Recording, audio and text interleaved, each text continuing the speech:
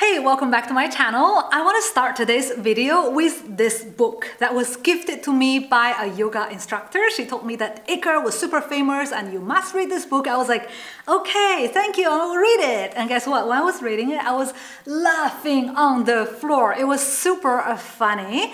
It contains 13 identical pages, exactly same. That's what identical means, right? And it's very simple to read. It says, give yourself a high five and say, I am a good millionaire. Great work. End of the page. You see, there are a lot of books, programs, and mentors out there. They tell you that it's simple and easy to get rich fast. And by the time you reach 30s, 40s, and you're not a multimillionaire yet, there must be something wrong with you in your life. Maybe you're not a talented artist. Maybe you're not a positive thinker. That was a big one.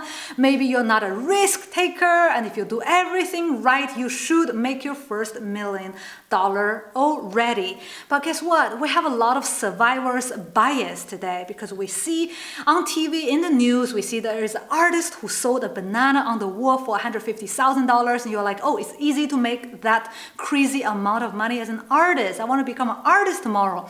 But guess what? What you don't see on TV is that there are a lot of artists who cannot even afford $1.50 banana in the supermarket. And it's a struggle to work as a creative professional. And I want to talk about how to become a millionaire artist in this video, but not in a positive mindset, get rich fast kind of scheme. I want you to find out your own strategy and form your own business plan in a realistic and step-by-step long-term way. And now let's start. Take a pen and a piece of paper and write down all these big names that you know, for example, Carl, Damien Hirst, Jeff Koons, famous in the world that you look up to, maybe a little less famous, but locally in your country. They are successful and you want to become one of them and you want to become as successful as those people. So now write down their names and then start doing your research. Where were they born? How did they grow up? Which families do they have? And later, when they go to school, which kind of art schools did they attend? What did they do after school? Did they work with galleries or museums? Or they went to another country to start a new life? Which partners or spouses did they get married with? And what kind of key persons in their social circle that opened them many doors? And what is their most expensive work? How did they get this work sold at this price? All of that. Do a thorough research. So maybe in the future, you can see, okay, I'm going to use this and that from different artists to make my business more successful. So that is basically the idea I want to transmit. And after a quick research, I found that there are 5 ways. There are more, of course, than just the 5 ways that I see straightforward. And if you have other things that you want to share, make sure you drop me a comment in the comment box below. And now let's walk through the 5 different strategies to become a $1 million artist. And maybe some of the strategies will inspire you. Number 1, social. Social means to dance with the high society, to be in their close friend circle, so you can sell directly to the high net worth individuals, the 1%, the elite social class, the ruling class, however you want to call them, basically the rich and powerful people. Usually you're born as a part of them or you're born outside of their circle. It's really hard to get into their social circle because they're extremely private and protective. It's understandable because if they make the wrong friends, they can put themselves and their family business in danger. So you have to fit into certain profile to be accepted into their social circle. For example, Paris Hilton, you know who she is. She wants to become an artist because she liked to draw ever since she was a young girl. And guess what? What a nice hobby, right? She will become a lot more successful artist, a lot easier than most artists because her rich friends. She is inside of this circle because of Hilton, the family name, that is obvious. If you're not born as one of the Hilton or Murdoch, that is also fine. That is totally fine. There are many other ways for you to get into, although it's not easy, but there are possibilities. And I will provide you with a name, Sir Anthony Gormley. Do you know this artist? I did not know this artist, but from the name Sir Anthony Gormley, I already have much information from just the first sight. I knew that he was a Caucasian male from Great Britain because he was knighted, and likely he did large-scale public art like Kapoor, right? And when I saw that it was true, it was like that. And all of that made him more likely to be knighted. If you are an African or developing country female like me, guess what? I will never be knighted because I Googled, can women be knighted? And the answer is no, they are damned. This is a reality. If you're born in a certain profile, you cannot go this way to the high society. You can go other ways, although that is harder for some people than others. For example, Ai Weiwei was already high social class in China because his father was a very famous contemporary poet. Although he was born high in China, but does not necessarily mean he can be automatically accepted by high social class of a different country. Especially back then, China was not a very powerful country. So what he did is he played the mad man or the mad woman. If you're a woman who want to play mad, basically you play the wild card, the joker card, and you're like extraordinary and entertaining and provocative at the same time.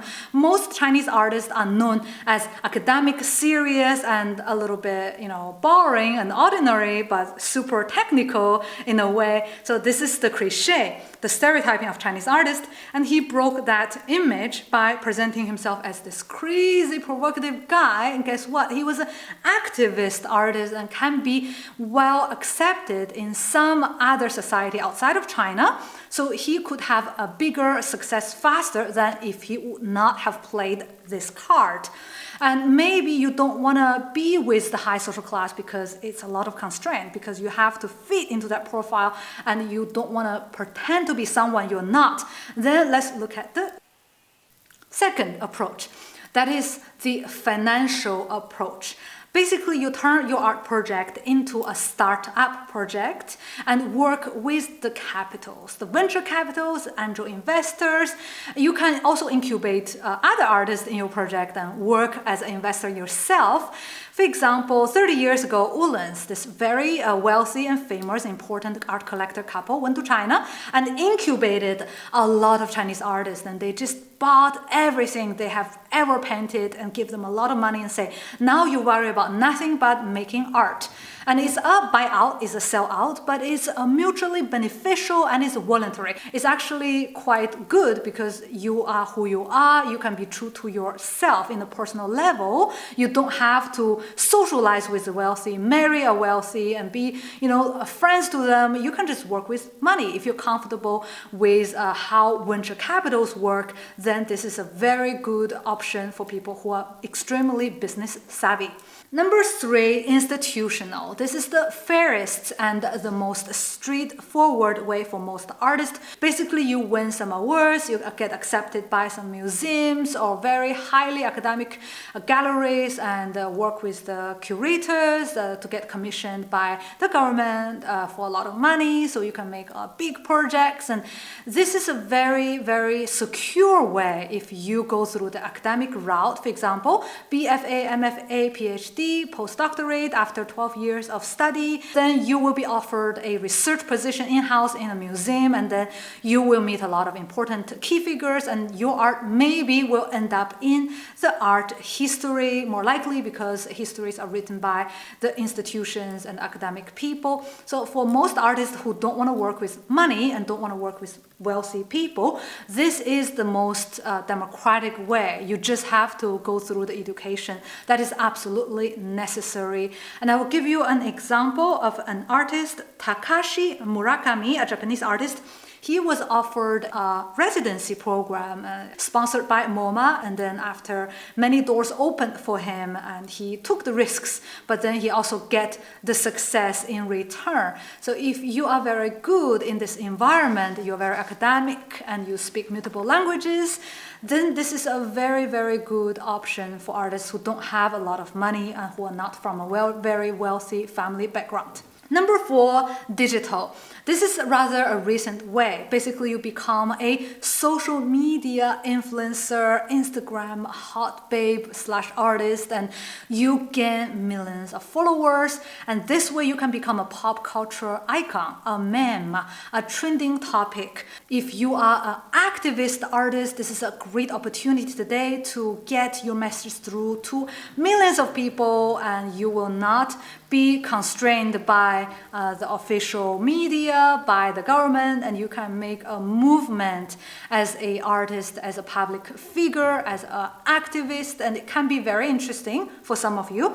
However, if you go through this route, you face a lot of biases that I talked about in a different video, so I will not repeat myself. A lot of people say, you are not a real artist. You are a designer. You are a social media darling. You are a whatever, right? Like, they will just say you are not a real artist, and this is a very, very common bias, a very common belief. You will face those kind of biases, and you will have to be ready. For example, Vlog, Rostraw, they're not considered in the contemporary art world as artists or visual artists. They're considered as a art teachers, influencer, YouTuber, content creator, as such.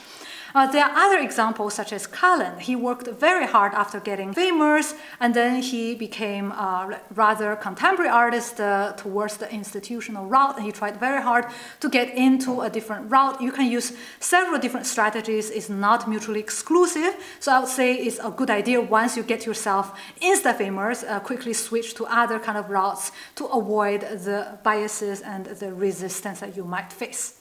Last but not the least, local. I mean local in a different city, not local in your city.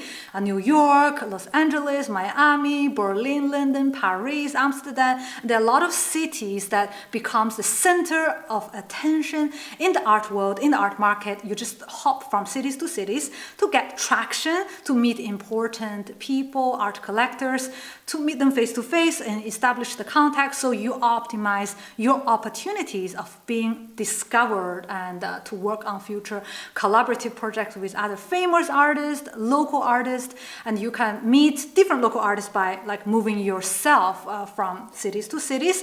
And this seems to be the easiest because you're only 2-hour flights away from maybe New York, and you're like, I take a flight and I go there.